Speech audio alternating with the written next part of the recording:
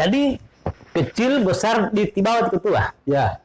Nah, itu cerita yang bakal mati stromal orang baru. Dia ada Itu janjian tadi. bisa masa kecil. Di bawah, di data. Itu kejadiannya di Mulembulahe, Wayang. Jadi dulu almarhum orang tua saya itu tugas di sana. Berapa tahun di sana? 12 tahun di Mulembulahe. Berarti bukan besar di data, berarti besar di Mulembulahe juga. Awal-awal begitu. Oh, yang pasti hari karena di CB atau orang tua ada di sana. Ya, sampai mama, sampai papa itu tugas di sana. Sebagai? Saya guru. Orang tua Paleti itu penilik.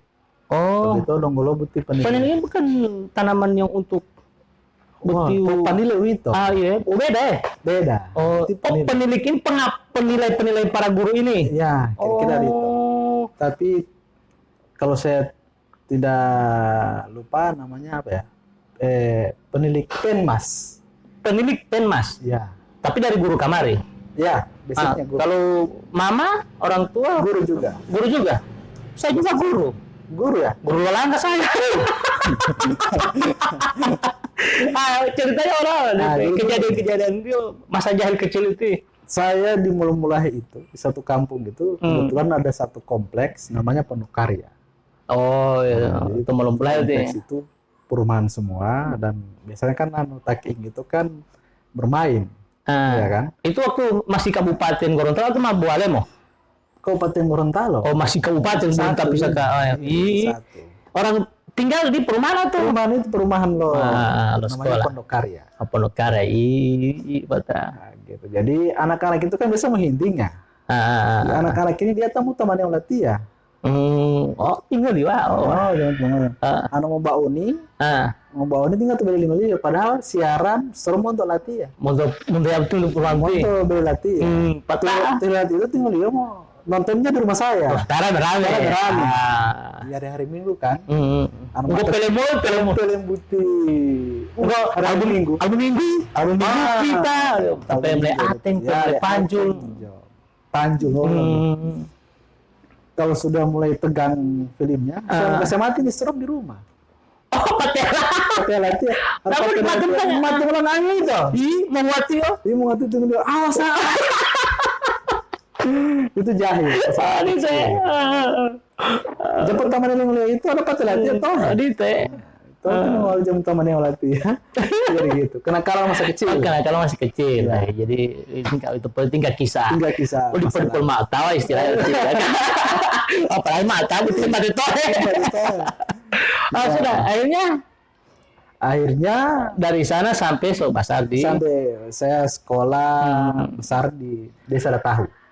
SD di Datahu. SD, SMP di mana? Dia waktu Isimu. Itu Isimu. SMA. SMA tidak data. Data SMA latih betul. Karena orang tua pindah-pindah. Bila karena memang latih itu pindah sekolah begitu. Mau tahu itu dulu polo mau pindah sekolah. Biasanya tak pindah-pindah itu buat tahan betul sekolah. Jadi memang kepalaannya tuh. Pernah ada kejadian di misalnya satu sekolah sampai pindah. Remaja Tiali. Jadi pindah-pindah. Pernah di sekolah pertama SMA apa? SMA tuh Isimu. SMP kan tidak pernah pindah-pindah kan? SMA tuh Isimu. Waktu Pagiaman. Pertama waktu kota. Patolnya di Isimu. Atau Batu Daam. Pokoknya Lomo. Batu Daam. Padahal baru 3 tahun berarti mau sekolah. Ya, jadi biasa itu kejadian-kejadian yang masih semoga ini tidak diikuti oleh yang generasi yang sekarang. Tapi paling tidak kan semua melewati itu sebenarnya. Oke, sekarang sudah memiliki jiwa entrepreneur. Saya Carlota Kamari dari redaksi Mongguli Abadi. Womboheli Abadi ini. Tipe ketua ini banyak bangun usaha. Banyak bangun usaha. Dan banyak juga gagal di usaha. Banyak bangun, banyak juga gugur. Jatuh bangun. Ada lagu Lebeng Jet. Jadi gini Abang. Saya ini bukan background orang tua saya bukan pengusaha, ya. Tapi karena memang tuntutan zaman ini sudah harus bergeser. dari yang biasanya kita melamar pekerjaan, mau kerja atau kantor itu otomatis, tapi harus hari ini harus mulai digeser. Pernah lamar pekerjaan juga? Pernah. Saya 7 tahun di dunia pembiayaan, 7 tahun. Bahkan sampai saya dari sales, kemudian di puncak karir saya jadi pimpinan di salah satu perusahaan swasta. Di mana? Perusahaan swasta finance. Oh, sampai jadi manajernya, pimpinannya. Oh, gitu ya. Tapi kemudian belum berpikir mau bikin usaha itu, belum ada pikiran itu. Belum ada pikiran usaha. Artinya masih berpikir jadi karyawan lah. Bagaimana punya karir yang bagus, punya gaji yang besar, jadi penghasilan tunjangan. Kan biasanya tujuan orang bagaimana caranya anak ini ada uang sendiri, itu kan ya. Tapi kemudian dari karir saya dibawa kemudian tahun berapa itu kedua? 2006. Saya mulai karir saya di sampai di 2000 sampai 2011 kalau nggak salah. Akhirnya 11. berhenti. Ya. Nah, pikir berhenti ini apa waktu itu? Kan gaji. Gaji udah mango. Berapa waktu itu? Saya saat itu gaji pokok saya 7 juta. 7 juta setengah bagat telah. Saat itu. Kemudian pimpinan. Tambah tunjangan. Akhirnya besar gajinya jadi belas. Oh, belas lah. Waktu itu. Patalan kalau teh mau ikuti. Dia bololo gitu. Iya kan biasa. Iya kan. Nah, sampai terpikir bahwa berhenti opti sebenarnya. Gaji besar tapi berhenti. Kalau di pikiran waktu itu apa? Jadi gini, semakin tinggi karir kita di satu perusahaan, maka semakin besar tekanannya. Semakin besar tanggung jawabnya. Yang kedua, karena semakin besar tekanan tanggung jawab, maka waktu saya dengan keluarga itu semakin mengecil. Malu nikah waktu nikah. Kemudian saya memiliki segalanya, tapi saya merasa ada yang kurang. Gitu. Waktu dengan keluarga. Karena ada istilah tihedung hemamun lo betul semakin tinggi pohon itu, semakin takut orang berpanjat. Ya. Tahu balik. Akhirnya semakin goyang deras, menerpa. Semakin kencang. Baru waktu hilang dengan keluarga. Saya itu turun dari rumah ke kantor jam 6. Pulang jam 10, jam 11. Kalau karyawan belum pulang, saya belum bisa pulang. Setiap hari begitu. Jadi karyawan belum pulang, belum balik ke kantor, laporan kan? Mereka harus mau ngehi laporan dilatih ya. Iya. Si A, si B laporannya bagaimana. Tapi kemudian ketika misalnya saya mau pulang tapi tinggal di Polong ngehi laporan nanti di Polong. Jadi tomatangan hola tahu itu dia mati nama hitul bang maling. Mati tinggal ya. Itu hola tahu itu matu tulu tebele. Karena tanggung jawab tadi itu. Iya. Udah debele itu apa? Udah debele. Akhirnya pendek cerita. Ya, saya resign. Yang terpikir benak di situ di benak itu yang mau resign ini kan tidak alasannya apa? Saya yang tadi itu waktunya. Tapi belum berpikir ini anak somberin bikin usaha sendiri. Belum tahu. Pokoknya keluar aja. Punya sedikit modal hasil dari sekian tahun di kantor. Iya. Ini yang kemudian modal saya untuk mengundurkan diri. Mundur dan kemudian pesangon, merintis bisnis apa yang akan saya geluti. Ya kan waktu itu kan belum pikir mau usaha. Belum ada. Nah, pada saat di rumah Bapak kan saya begitu saya bulat untuk mundur itu, saya sudah mulai meyakinkan diri saya untuk saya harus jadi seorang entrepreneurship. Oh yes. Karena entrepreneurship perlu baca malah itu buku, waktunya ada. Bebas mengatur waktu, bebas mengatur penghasilan. Ketemu dengan siapa saja tidak masalah. Itu lebih sip tadi itu. Ya. Jadi saya dengan modal waktu itu? Modal seadanya saat itu. Berapa waktu itu? Modal kurang lebih tidak sampai 100 juta. Tidak sampai 100 juta. Keluar. Karena simpanan tadi digaji ini. Simpanan. Akhirnya walaupun prinsip waktu atau pikiran waktu itu ditanamkan harus jadi entrepreneurship. Jadi pebisnis. Jadi pilihan usahanya apa waktu itu? Perencana. Karena saya saat bergelut di dunia pembiayaan, maka saya mulai merintis usaha saya dengan showroom motor bekas. Showroom motor bekas dengan modal yang ada, saya kontrak tempat, saya belanja motor-motor bekas yang layak untuk saya jual lagi, secara kondisi saya jual. Dan disitulah saya mulai mendapatkan pundi-pundi penghasilan. Oh, jadi ada hasil ini? Ya, ada hasil 2 tahun. 2 tahun itu? Alhamdulillah ada hasil, dan masuk tahun ketiga dari usaha itu, tahun ketiga anyor, rubuh.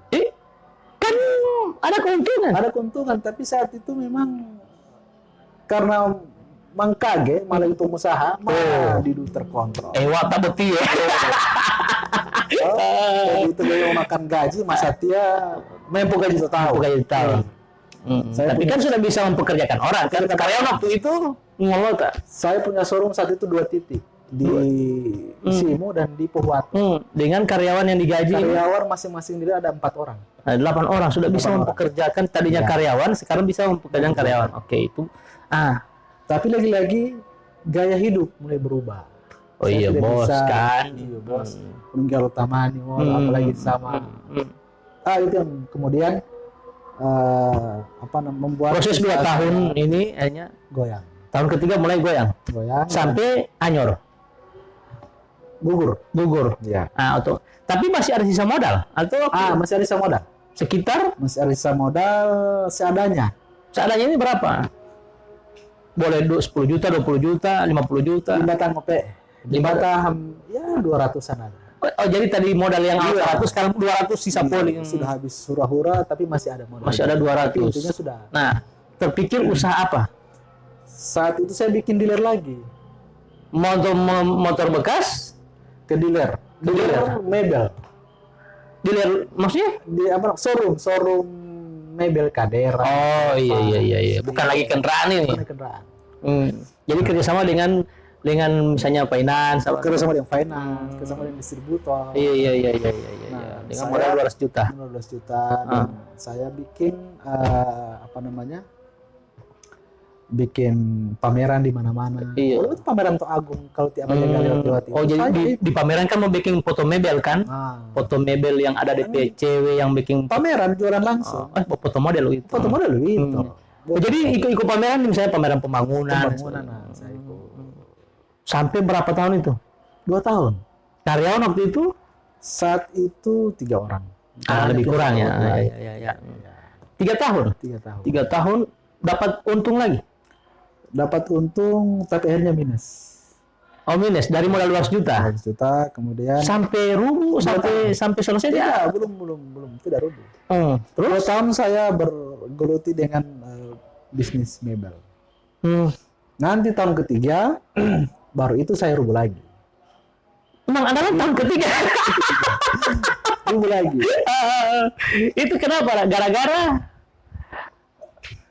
yang pertama persaingan. Yes, oke. Persaingan mebeler itu biasanya dikuasai oleh golongan-golongan pemilik modal yang besar. Betul. Mereka lebih ke monopoli. Oke, jadi akhirnya tahun ketiga selesai lagi, tapi dengan sisa modal tadinya kan minusnya ini angka minus dari standar berapa? Kan tadi modal 200 juta. Saya tutup usaha itu meninggalkan hutang di mana-mana. Waktu itu usaha barangnya sudah nggak ada. Saya bangkrut, kemudian ambilan di supplier itu yang belum terbayar kan mau ambil baru ketika dikreditkan baru bayar. Jadi waktu itu tinggal modal sisa berapa? Kemudian tidak ada modal. Terus hutang tadi terbayar semua atau tidak terbayar? Tidak terbayar apa? Baru belum deh ya. Tidak terbayar. Pada saat itu saya Nah, istri waktu itu sudah ada anak berapa? Ada anak 2. Masih umur? Masih kecil-kecil, TK. Iya. Nah, waktu pada saat situasi itu bagaimana dengan di rumah istri kan tentu kan? Iya, pasti juga beban suami kan beban dia juga. Karena may hunulo tao to bele. Tapi kan pasti ada komunikasi misalnya ada kalimat apa misalnya istri bilang sabar atau iya pasti. Pasti ada jalan keluar. Tapi kemudian harus juga kita coba bangkit lagi. Ya. Mengasah otak. Saat itu saya berada pada posisi memang lebih miskin daripada pengemis. Kalau pengemis tidak ada hutang. Lebih miskin daripada pengemis. Saya saat itu rumah sotacak, Oto Somalaya. Pecah papera begini apa itu? Semua lelang. Oh, rumah ini misalnya lo, oh iya iya, milik ini, bank ini dan lain sebagainya. Nah, baru situasi itu bagaimana bangkit ulang? Emput telo kopi. Emput telo kopi wati ya. Kopi Kopi wati ya. Anjay lo, tanggung laku artinya dulu kopi boleh itu. Kopi. Padahal memang pangut dia. Telo kopi wati ya. Patah. Kopi di jalanan, pinggir jalan. Kan tidak uang. Tidak uang. Baru kan kopi kan modalnya loh. Iya, kalau modal kopi kan paling 200.000, 100.000. Oh iya, artinya kalau hanya sekedar itu masih ada lah. Karena kopi saset. Jadi gini, inspirasinya dari warkop itu kan cuma siang hari. Iya. Bagaimana warkop itu ada malam hari. Iya. Saya inspirasi dari situ, kemudian warkopnya pindah-pindah. Tahun waktu tadi bangkrut tahun ketiga tahun berapa itu? Masih ingat dong kalau Elangon? Ando Elangon udah lama. Intinya saya mulai merintis 2012 mulai jual kopi. Jual kopi. Itu door to door atau mobile. Jadi motor pinggir jalan. Iya, jadi ada yang pesan. Misalnya tiaba nongkrong suatu tempat. Selama tadi ada dua saya tidak dapat beli auto. Mana? Waktu tadi dari dealer sampai auto gonta-ganti. Akhirnya auto tak jual, tinggal motor. Oke. Modal motor pun sudah tidak ada saat itu. Nah, jadi motor yang ada pakai baju jual kopi sampai motor. Jadi saya kira motor lo hepat yang biasa. Memang tidak pakai motor apa? Dorong jemput. Jadi sistem delivery. Delivery ini misalnya tiaba di satu tempat lagi ngumpul 5 orang.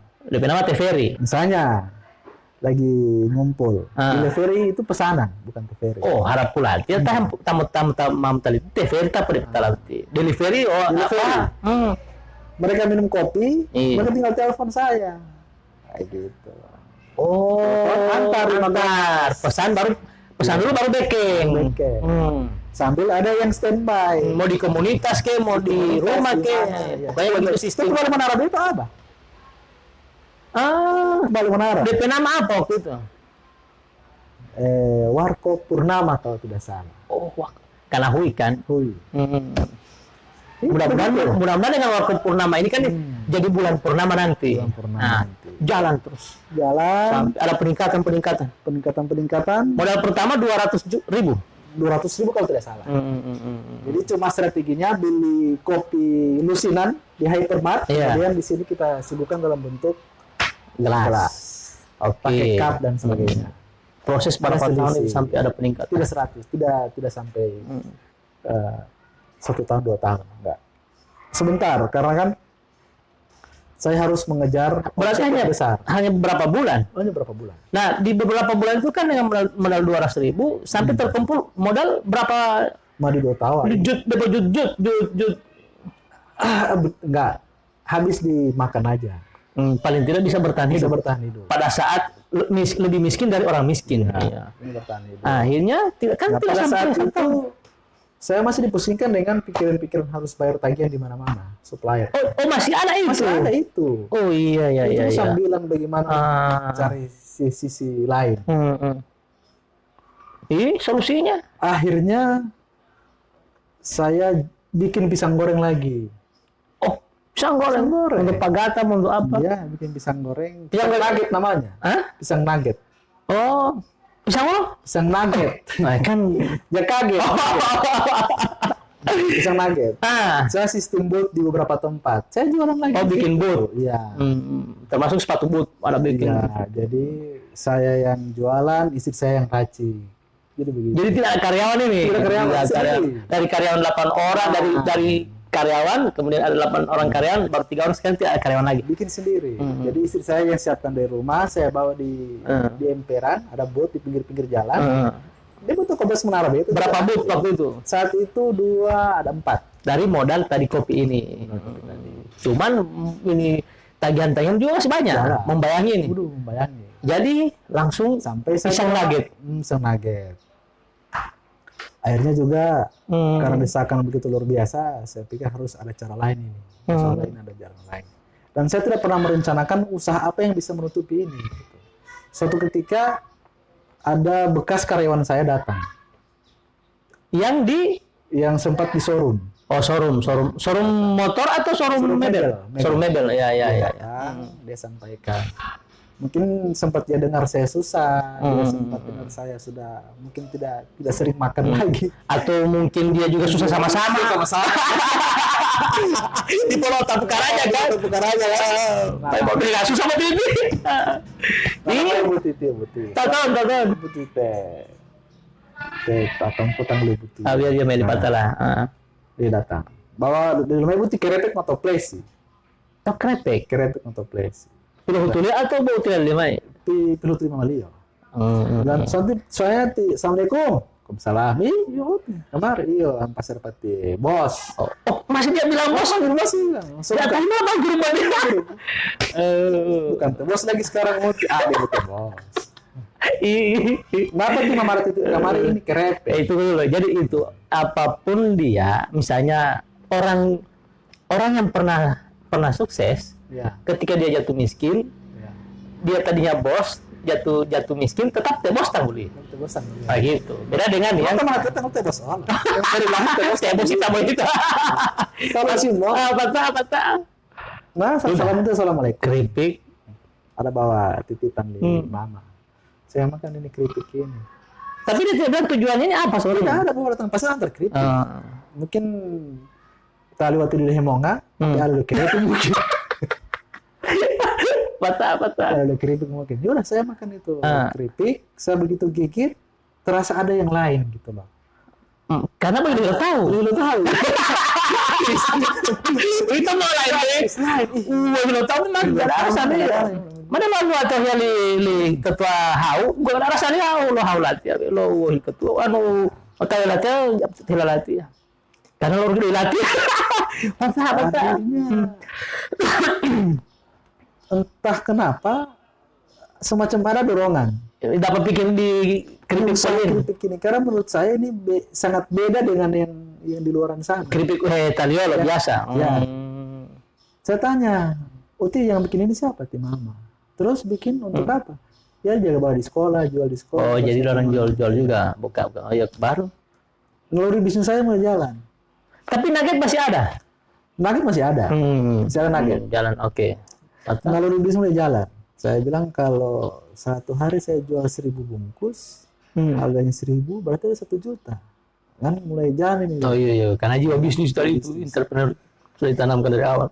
Besoknya saya datang. Orang tua dia. Orang tuanya. Saya datang. Saya bilang, Oma, habari ya sama, ya kan? Orang mengolah, kerepek. Patah kerepek dia pengalaman, dulu di sekolah. Karena rasa penasaran tadi, Patah mah mulai jiwa bisnis mah mau untungnya lo gitu. Untungnya lo tuh bukti.